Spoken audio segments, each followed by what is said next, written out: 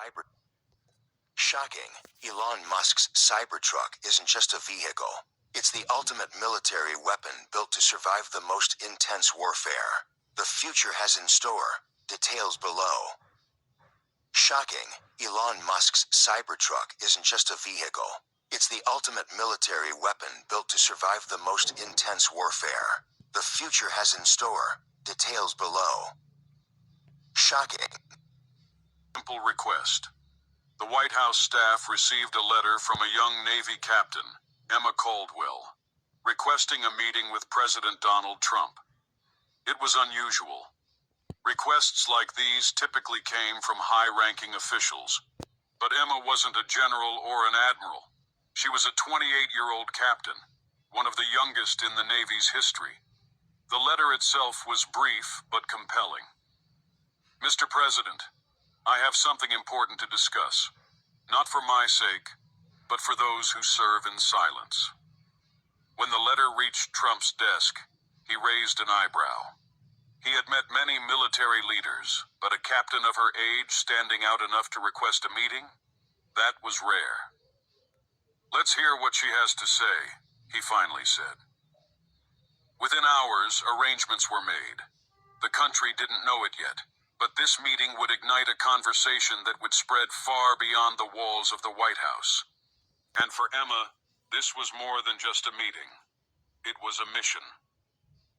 As Emma stepped off the military jet that brought her to Washington, she felt the weight of unseen eyes on her.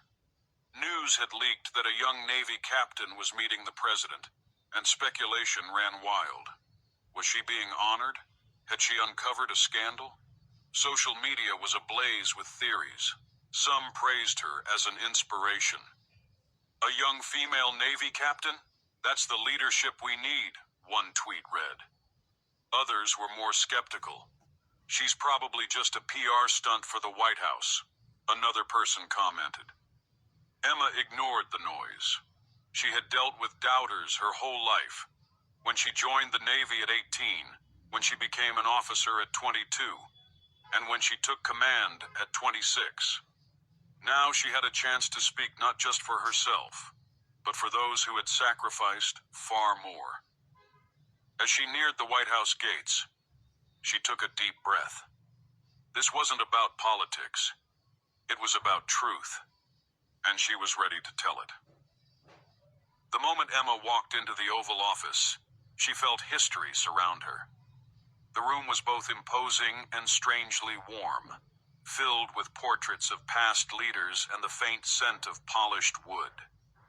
Donald Trump stood near his desk, hands in his pockets, watching her with curiosity. Captain Caldwell, he greeted her. I've met generals, admirals, but a 28-year-old captain? That's something you don't see every day. Emma met his gaze, standing at attention. Mr. President, thank you for meeting with me. He gestured for her to sit. Your letter got my attention. You said this wasn't for you, but for those who serve in silence. Tell me what that means.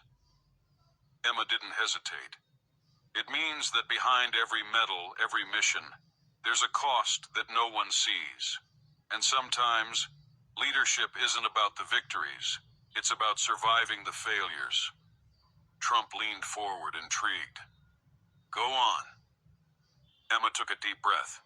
She had come here to tell the truth, and she wasn't holding back. Emma's voice was steady, but her heart pounded. Mr. President, the country loves to talk about leadership. They celebrate the wins, the promotions, the glory. But they don't talk about the nights leaders lie awake, replaying the decisions that cost lives. Trump's expression hardened. He had met many soldiers, but few spoke like this. You're talking about sacrifice. Not just any sacrifice, Emma clarified. The kind that stays with you.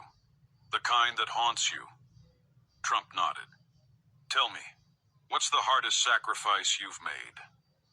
Emma clenched her fists. This was the moment she had been building up to. 3 years ago, I made a call in the field. It was supposed to be a routine mission, but it went sideways. My best friend, Lieutenant Jake Carter, trusted my decision, and he died because of it. The room fell silent. Trump finally spoke. And you still carry it. Every day, she admitted. Because leadership isn't about making the right choices. It's about carrying the weight of the wrong ones. Trump studied her carefully, nodding slowly. I understand that. Emma wasn't sure if he really did. She had seen firsthand what it meant to lose someone under her command, to feel the crushing responsibility of a life lost. But then Trump leaned back in his chair, his tone more reflective than she had ever heard him.